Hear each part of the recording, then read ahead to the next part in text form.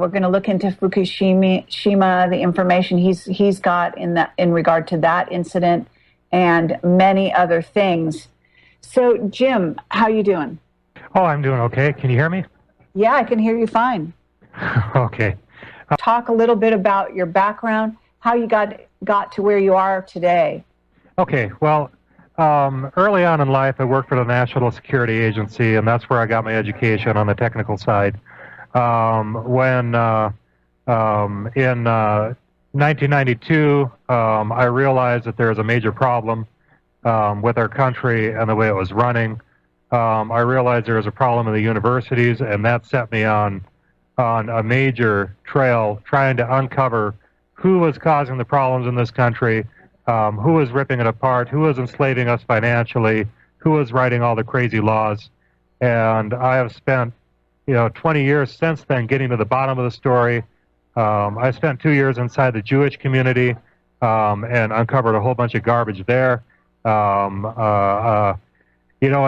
I had made a whole bunch of discoveries, but I had gotten really lazy about publishing them. I was just thinking, well, I'll do it next year, I'll do it next year, I'll do it next year.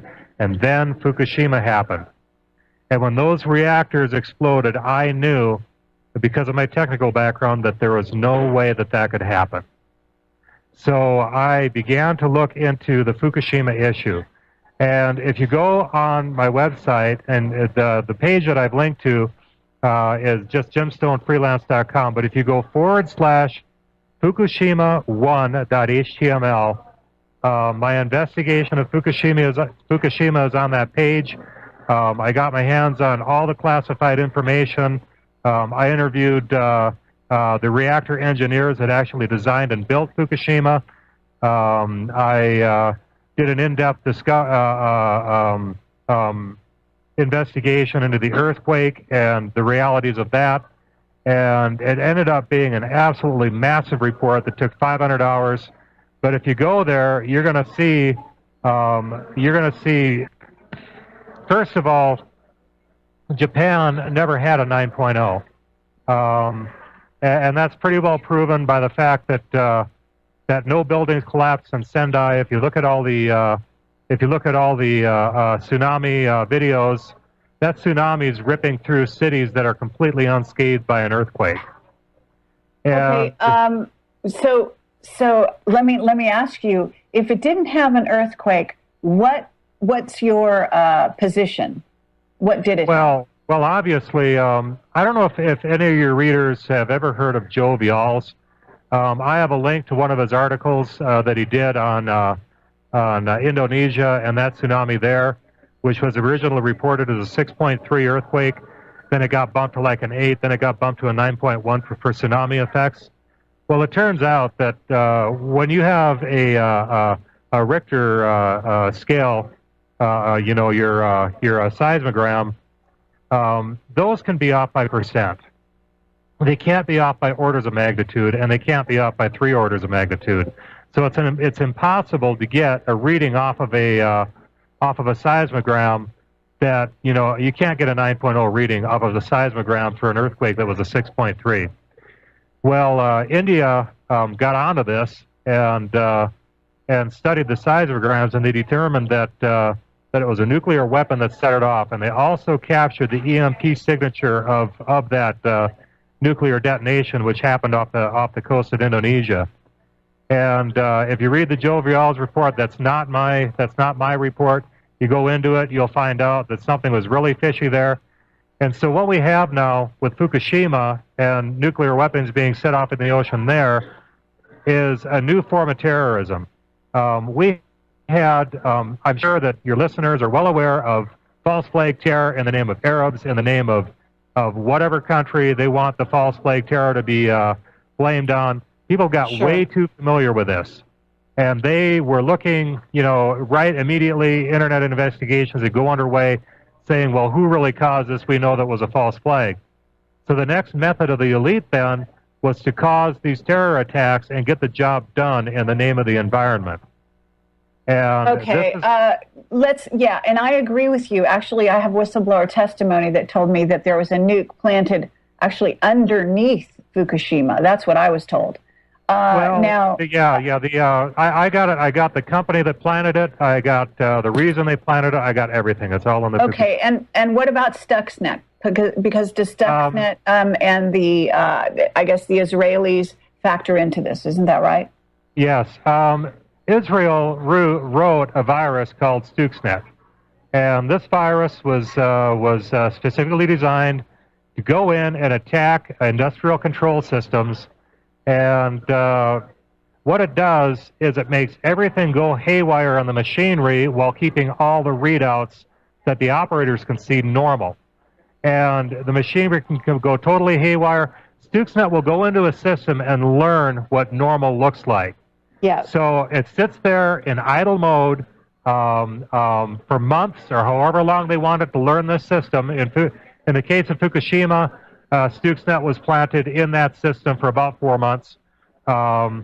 It learned that when the operators pull the control rods out, that the temperatures are going to drop at this rate in this way, that when they put them in, it's going to rise in this way, the pressures are going to rise, the turbines are going to speed up, or not speed up, but put out X amount of current.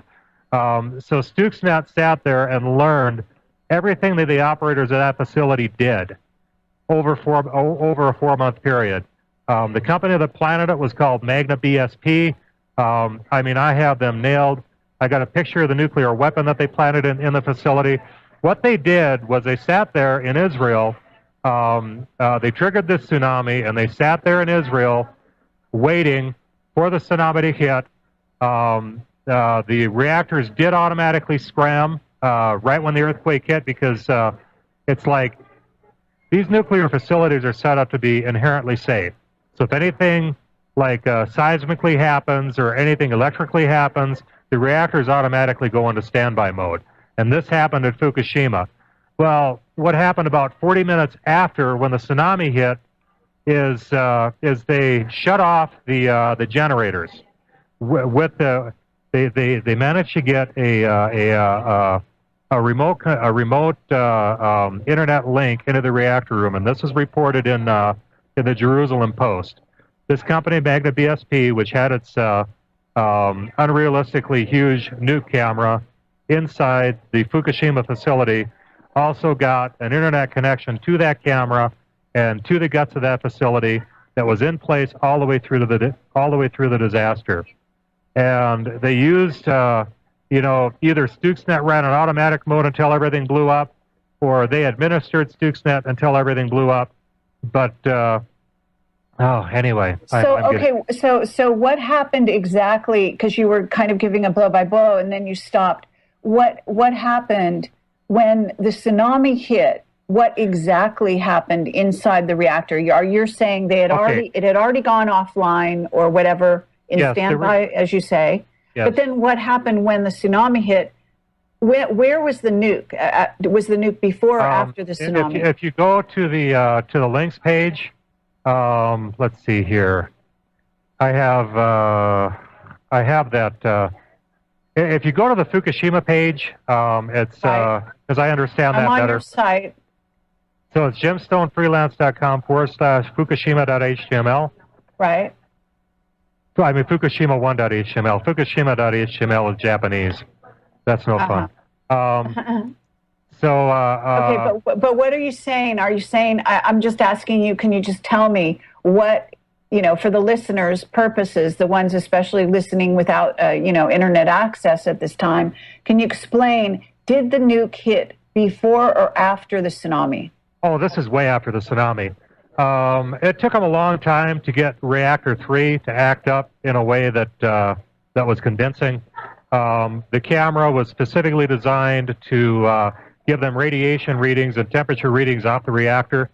So they knew when enough mayhem had broken loose to provide plausibility for an explosion, and they set it off. If you look at it says, this is a massive and technical report. If you have troubles understanding it, just look at this classified picture of the vanished reactor.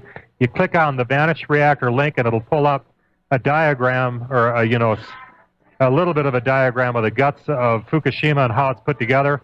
I've got an arrow pointing to where they had the nuclear weapon placed. If you scroll down to the bottom of this picture, you will see an actual photograph of the actual nuke they got into Fukushima. It's right down at the bottom of that picture. And okay. it was disguised as a stereoscopic camera. I have 2 diagrams of gun-type nuclear weapons up against this thing that they got in there. It's obviously a match.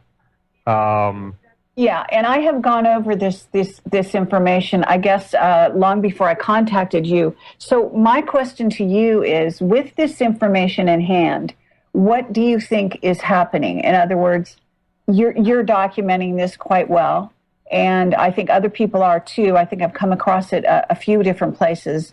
So what do you think?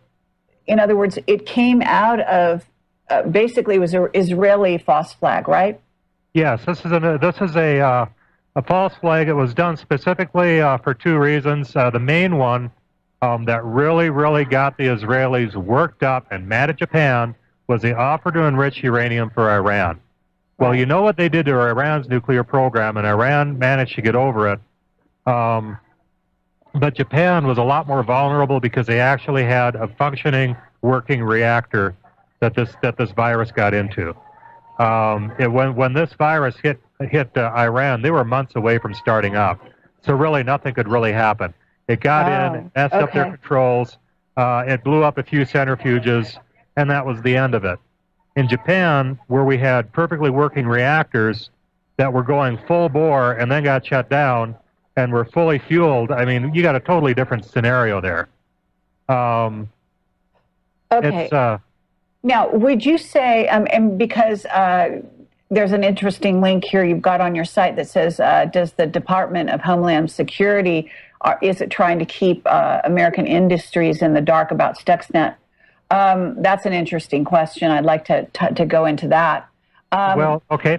Do you want to go into that right? Yeah? Well, I don't want to leave this subject here, though, that we're dealing with in terms of the ramifications of Israel actually going in. Do you think that Israel was acting alone?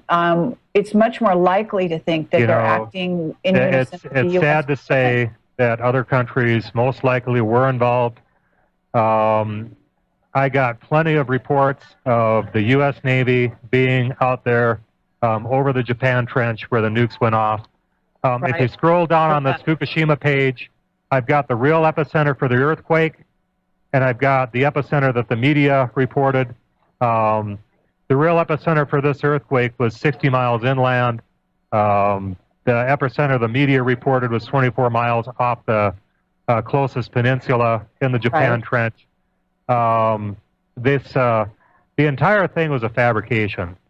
Anyway, I got a little bit sidetracked here. Okay, I'm sorry, we have a commercial right now. We're gonna come right back with Jim Stone.